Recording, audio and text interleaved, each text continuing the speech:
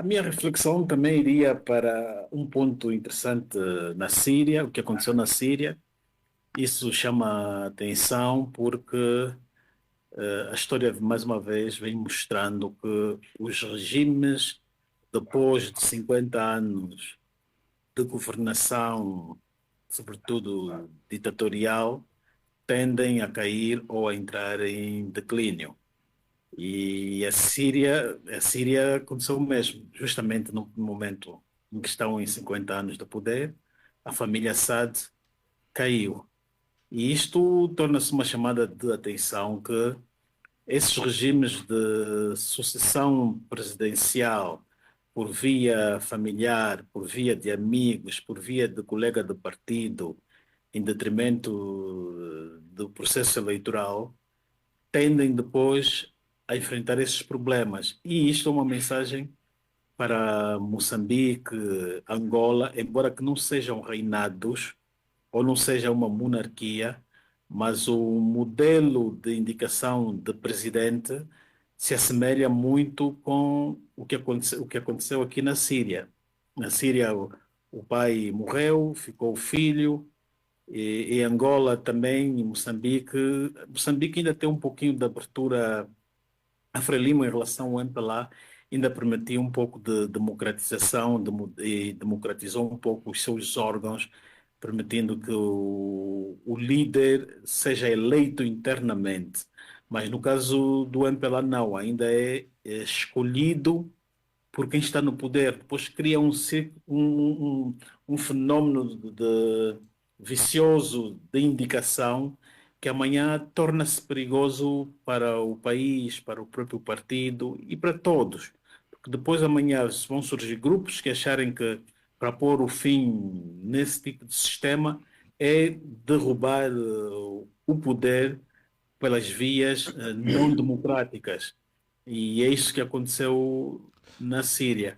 Houve negação de democracia, houve negação de justiça e os rebeldes Guerra, tomaram o poder. Portanto, é uma mensagem que fica objetivamente para o falando, mundo. Embora que possamos, as pessoas poderão perguntar o caso da China. A China já está há mais de 60, quase 70 anos também, ou quase 80 anos de poder. A questão é que a China é uma ditadura que fez uma opção. As ditaduras, como aqui as nossas africanas, elas retiram direitos, retiram desenvolvimento. E a ditadura chinesa retira direitos às pessoas, direitos fundamentais, mas promove o desenvolvimento. Que há pessoas que na China que conseguem ser ricas, conseguem estar bem. E a China é um país desenvolvido, é uma democracia, é um país comunista que é com uma ditadura, mas totalmente diferente daquilo que verificamos na Coreia do Norte. que lições Angola, de forma objetiva, deve retirar dessas quedas dos regimes e eu aqui estou lembrado de uma análise que o Gama havia feito há tempos em que esses regimes, o tempo útil de vida desses regimes ditatoriais são 50 anos. Depois de 50 anos, há sempre a tendência desses regimes ruírem. Que recado e que mensagem fica diretamente para o nosso país? Pois a mensagem que fica é que o regime angolano deve fazer uma opção, ou promover desenvolvimento, ou promover desenvolvimento, pelo menos, ou não. Porque no caso de Angola não há desenvolvimento e também não há direitos. Retira os direitos. Então, tem que fazer mais ou menos aquilo que o Kagame e a China fazem, que é oferecer, retiram os direitos, mas pelo menos oferecem desenvolvimento no país. As pessoas sentem este desenvolvimento. Agora, se optarem pela Coreia do Norte, não há desenvolvimento, não há direitos fundamentais. Então, neste caso, estes regimes como o do MPLA, da Frelimo, este aí do Zimbábue, tendem a não ir muito longe para depois, ou melhor, a partir dos 50 anos de governação, vão começar a ter as suas vidas a prazo. E vemos já agora em Moçambique. porque depois de 50 anos as pessoas começam a perceber que 50 anos é meio século. Por mais argumento que se vai dizer, conforme ouvimos recentemente que a vice-presidente do MPLA dizer que o MPLA tem a fórmula das soluções para o país, quer dizer, foi necessário 50 anos para o MPLA descobrir que ele é que tem a fórmula do país e depois de 50 anos ninguém mais vai querer esperar outros 50 anos para o MPLA aplicar essa fórmula que ele agora descobriu. Aqui uma pergunta inocente, mas não tão inocente. Estes regimes só caem através da força das armas ou nem por isso? Não, eles não precisam cair por via das forças das armas. Até o Fernando ainda há pouco tempo ilustrou. O da Síria caiu e até hoje ninguém está a perceber como. No momento mais duro, ele não caiu porque usou a violência. Mas também concorreram, no caso da Síria que estamos a falar, concorreram alguns fatores. Os países que estavam a apoiar a Síria, como a Rússia, o Irão, foram se envolvendo, foram tendo também os seus problemas. A Síria ficou quase que abandonada e os rebeldes que estavam ali pertinho aproveitaram para tomar o poder. Portanto, houve aqui razões e efeitos externos que terão contribuído. Agora, no caso de Angola, eles podem cair à semelhança do que aconteceu com o país, ou melhor, com o Partido Revolucionário do México, que é uma elite que uma elite ascende o poder, procura fazer depois eleições e as eleições democráticas e depois perde, porque esses regimes têm a seguinte particularidade, sobretudo de Angola.